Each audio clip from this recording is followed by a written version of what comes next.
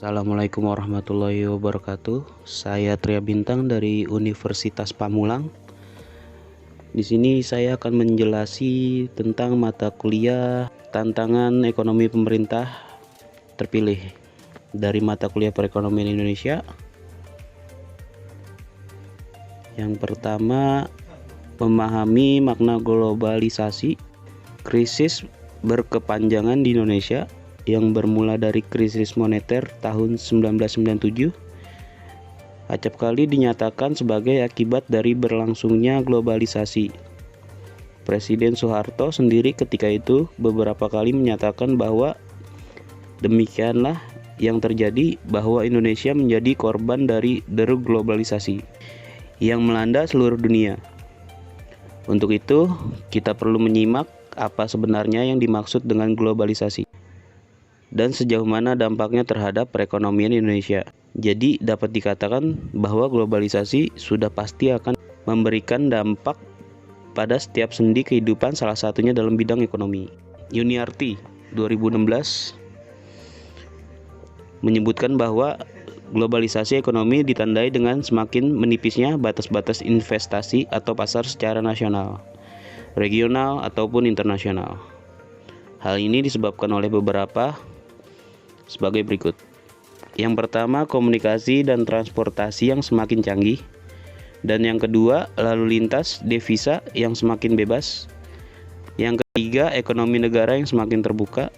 Yang keempat, penggunaan secara keunggulan komparatif dan keunggulan komparatif tiap-tiap negara. Yang kelima, metode produksi dan perakitan dengan organisasi yang semakin efisien.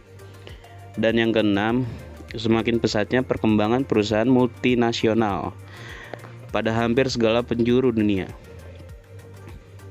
Ada 3 faktor yang mendorong terjadinya perubahan global adalah sebagai berikut. Yang pertama, pertumbuhan produk nasional kotor yang semakin meningkat dengan cepat, terutama di negara-negara maju. Kedua, revolusi teknologi komunikasi. Dan yang ketiga, kekuatan yang memudahkan munculnya perusahaan besar berskala global, sedangkan dengan terbukanya pasar dunia akibat globalisasi ekonomi. Ada terbentuknya pasar dunia akibat globalisasi ekonomi membuka peluang bisnis sebagai berikut.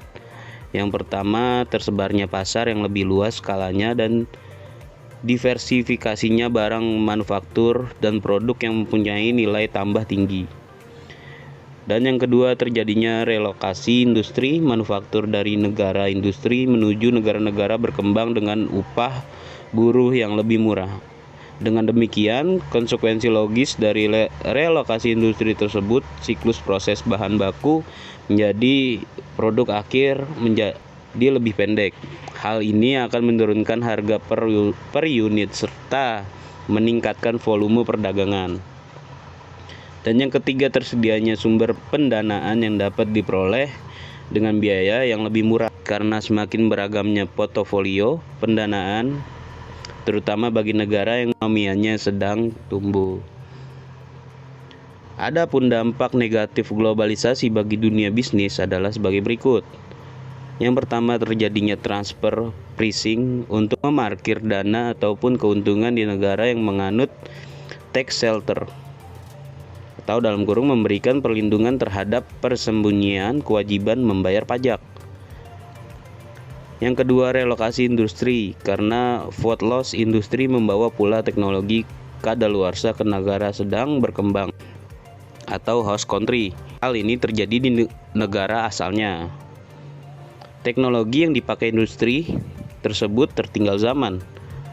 Dan yang ketiga, masuknya foreign direct investment atau FDA dengan teknologi canggih yang tidak diimbangi dengan ketersediaan sumber daya manusia yang mengoperasikannya, sehingga menyebabkan tingginya tingkat kebergantungan pada negara investor. Dan yang keempat, masuknya FDA menimbulkan trade-off politis yang merugikan masyarakat dan pelaku bisnis dalam luar negeri.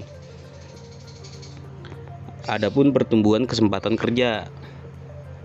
5 isu yang penting terkait dengan kondisi kesempatan kerja atau pasar tenaga kerja di tanah air yang perlu mendapatkan perhatian serius antara lain. besarnya elastisitas kesempatan kerja dari pertumbuhan ekonomi disebut elastisitas penciptaan lapangan kerja yang selama ini relatif kecil walaupun pada beberapa tahun belakangan cenderung membaik.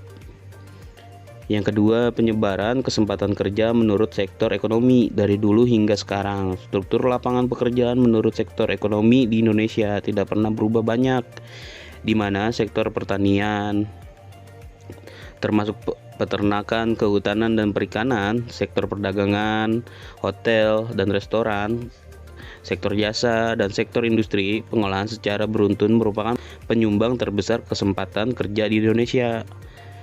Penyebaran kesempatan kerja menurut wilayah atau provinsi. Dan yang terakhir, menyelaraskan pertumbuhan ekonomi dan pembangunan ekonomi.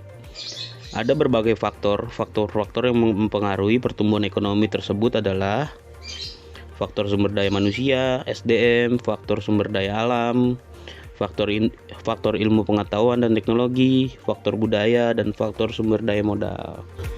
Demikian presentasi saya.